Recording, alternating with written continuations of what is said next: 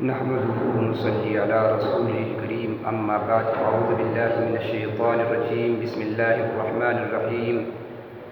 فمن شهد منكم الشهر فليصم ومن كان مريضا أو على سفر فعدة من أيام أخر يريد الله بكم اليسر ولا يريد بكم العسر. وقال النبي صلى الله عليه وسلم إن الدين يسر رواه البخاري.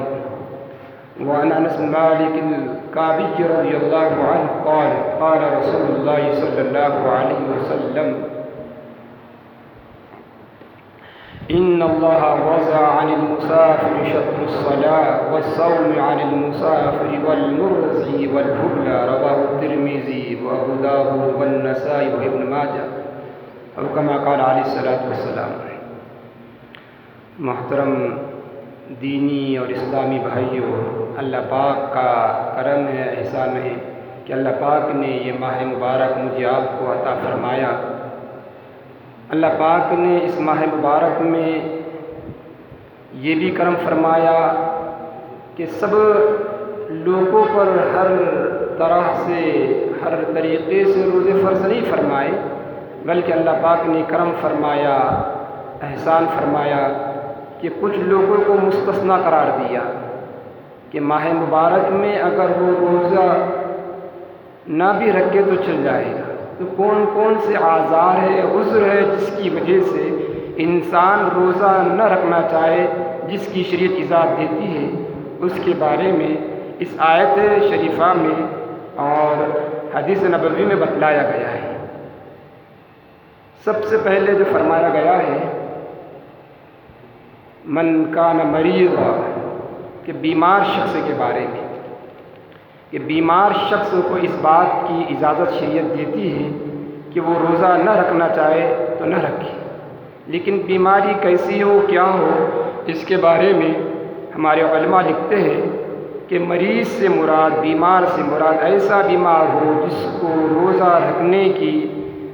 کو روزہ رکھنے سے ناقابل برداشت تکلیف پہنچنے کا اندیشہ ہو تو ایسا شخص روزہ نہ رکھے. جس کو ناقابل برداشت تکلیف پہنچنے کا اندیشہ ہو ایسا شخص روزہ نہ رکھے. اسی طریقے سے مرض کے بڑھ جانے کا، بیماری کے بڑھ جانے کا اندیشہ ہو تو ایسے شخص کو بھی شریعت اجازت دیتی ہے کہ وہ بھی روزہ نہ رکھے. قرآن کریم میں من کان مریضا کہا، جو تم میں سے بیمار ہے. اور اسی طریقے سے فرماتے ہیں جن لوگوں کو بیماریاں مختلف ہوتی ہے، اس کی شکل صورت الگ ہوتی ہے، ہر انسان کی شکل الگ رہے گی اس کی بیماری کی نوعیت کو دیکھتے ہوئے، اس لیے ہمارے علماء نے اس کے لیے ایک اصول متعین کیا ہے. علماء فرماتے ہیں بیماری سے ایسی بیماری مراد ہے جس میں روزے رکھنے سے نقصان کا اندیشہ ہو، یا بیماری کے بڑھ جانے کا اندیشہ ہو، یا بیماری کے طول پکڑ جانے کا، یا مریض کے اندر بھوک کو برداشت کرنے کی صلاحیت کا نہ ہونا، اور جس کا فیصلہ کوئی مسلم معتبر معالج یعنی ڈاکٹر کرے گا، اور ڈاکٹر کے مشورے سے ڈاکٹر یہ کہے کہ اگر آپ روزہ رکھیں گے تو آپ کی بیماری طول پکڑے گی، یا آپ کے اندر قوت برداشت نہیں رہے گی بھوک کی اور پیاس کی، اور خود مومن کے ضمیر کا آواز بھی انسان کو گواہی دے گا. اور یہ ایسی اس کی کوئی متعین شکل نہیں ہے، بلکہ بعض انسان قوی ہوتے ہیں، اس کے باوجود ان کے اندر بھوک اور پیاس کی شدت برداشت نہیں ہو پاتی ہے. اسی طریقے سے ضعیف ہے، عمر کا تقاضا ہے، موسم ہے، پھر ہمت اور حوصلہ کے فرق کے اعتبار سے ہر انسان کے اندر قوت برداشت مختلف ہوتی ہے. لہذا کسی معتبر معالج اور ڈاکٹر جو مسلم ماہر تجربے کار ہو، اس سے مشورہ کرنے کے بعد جو بھی بیمار شخص ہے وہ ڈاکٹر کے مشورے کے بعد وہ فیصلہ کرے. دوسرا چیز جو بتائی قرآن کریم کے اندر من کان مریضا او علی سفر، کہ سفر کے سلسلے میں فرماتے ہیں کہ سفر شرعی ہو، چھوٹا سا سفر کر لیا 5-10-25 کلومیٹر کا، تو یہ سفر شرعی نہیں ہے. سفر ہے لیکن سفر شرعی نہیں ہے. تو سفر شرعی کے سلسلے میں فقہا لکھتے 48 میل، کسی انسان کو 48 میل کا سفر کرنا ہے آج کے اعتبار سے 77 کلومیٹر 77 کلومیٹر اگر کسی انسان کو وہ سفر کر رہا ہے تو انسان کو اللہ پاک نے اس بات کی اجازت دی ہے، اہل ایمان کے لیے، مسلمان کے لیے، روزے دار کے لیے اس بات کی اجازت دی ہے اگر روزہ نہ رکھنا چاہے تو اسے اختیار ہے۔ اب سفر کس چیز پر کرے؟ کوئی بھی سفر ہو، ریل گاڑی کا ہو، ہوائی جہاز کا ہو، موٹر سائیکل کا ہو یا پیدل ہو، سفر بہرحال سفر ہے، شریعت اس میں رخصت دیتی ہے۔ اس میں افضل تو یہ ہے کہ روزہ رکھے، لیکن بہرحال اجازت ہے شریعت کی طرف سے، اگر کوئی نہ رکھنا چاہے تو اس کے اوپر کوئی زبردستی نہیں ہے۔ اسی طریقے سے اس سلسلے میں اگر کوئی شخص 9-10 بجے سفر کر رہا ہے مثلاً، تو اس کو چاہیے کہ وہ روزہ رکھ لے، اس لیے کہ وہ جب افطار سحر کر رہا ہے اس وقت وہ حالت اقامت میں ہے، سفر اس کا لیٹ شروع ہو رہا ہے، اس لیے وہ روزہ رکھے اور سفر شروع کر دے، اور سفر جب شروع کرے گا اگر وہ اس کے اندر استطاعت ہے، طاقت ہے، قوت برداشت کی تو وہ روزہ مکمل کر لے، ورنہ وہ اپنا روزہ توڑ دے۔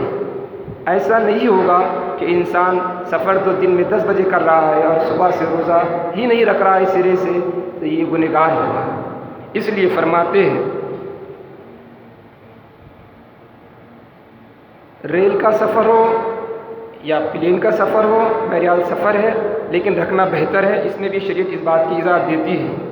اس سلسلے میں روایتیں بھی ہمارے سامنے موجود ہیں۔ فتح مکہ کے موقع پر آپ صلی اللہ علیہ وسلم نے 10,000 کے صحابہ کو لے کر چلے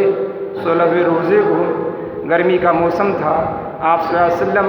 جب سفر میں شروع میں آپ صلی اللہ علیہ وسلم نے روزہ رکھا، پھر بعد میں آپ صلی اللہ علیہ وسلم نے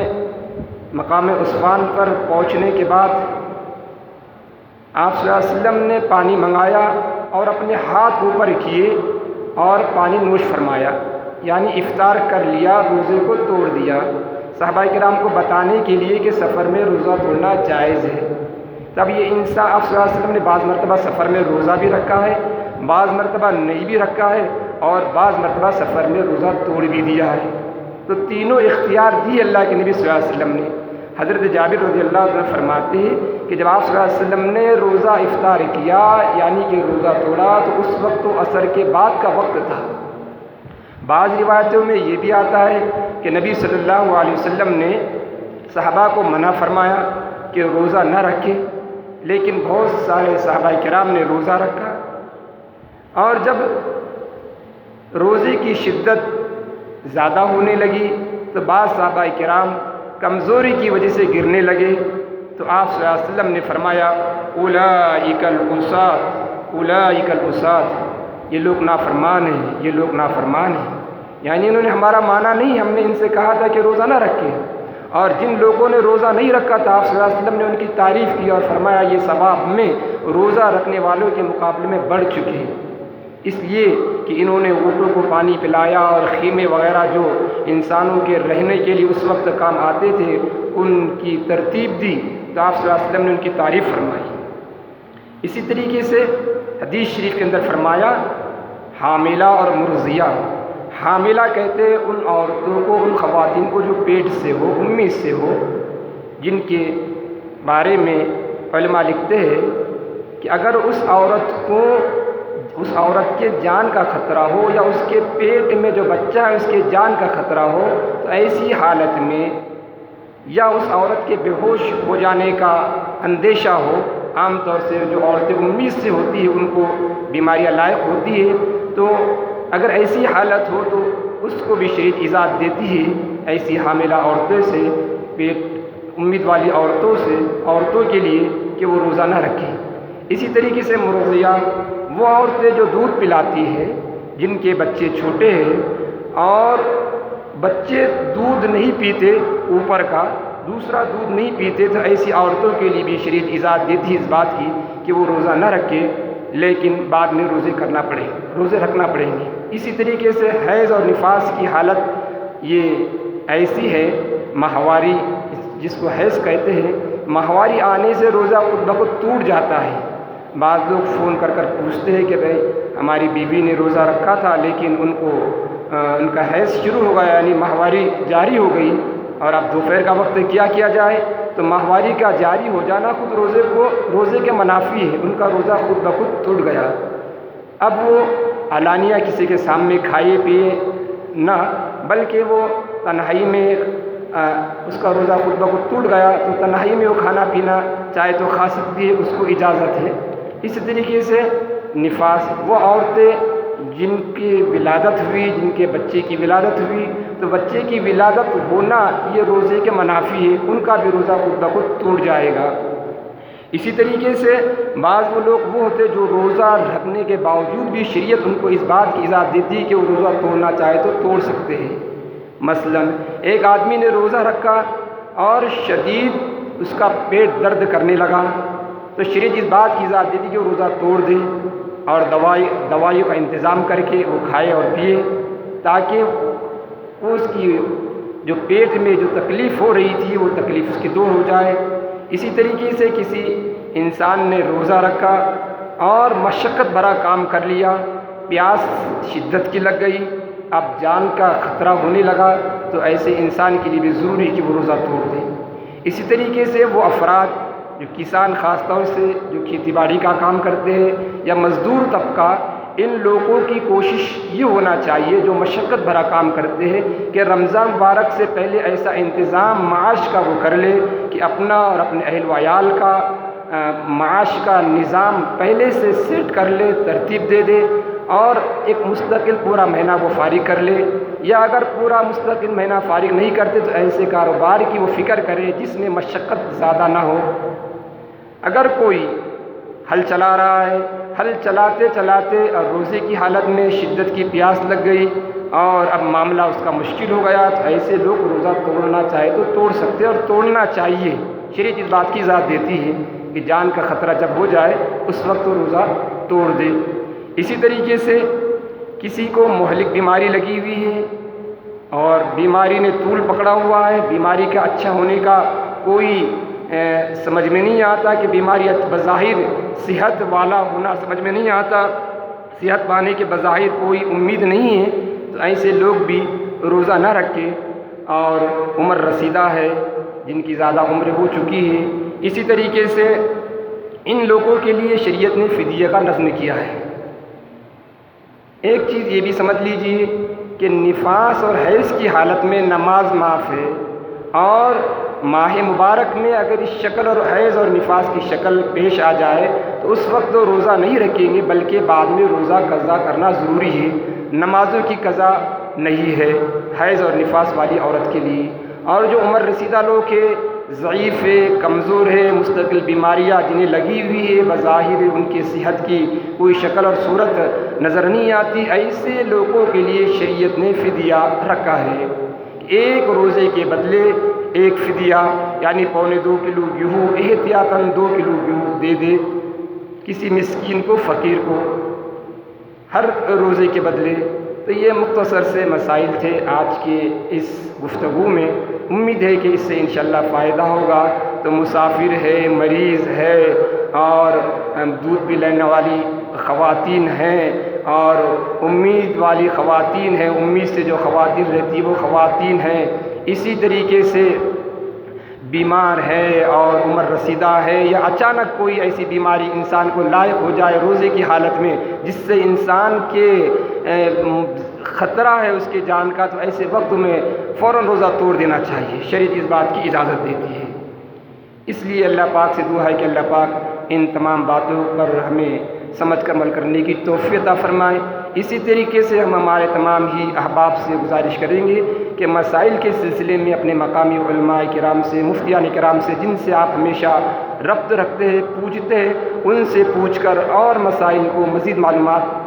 حاصل کریں، تاکہ زیادہ سے زیادہ علم کے اندر اضافہ ہو، اور کن اوقات میں روزے کو توڑنا صحیح ہے یا کن وقتوں میں روزہ رکھنے کی شریعت حکم دیتی ہے اور کن وقت میں شریعت اس بات کی تاکید کرتی ہے کہ روزہ نہ رکھے، یہ تمام مسائل سے واقف ہو۔ اللہ پاک ہم تمام کو سمجھ عمل کرنے کی توفیق عطا فرمائے۔ آمین۔ وآخر دعوانا الحمد للہ رب العالمین۔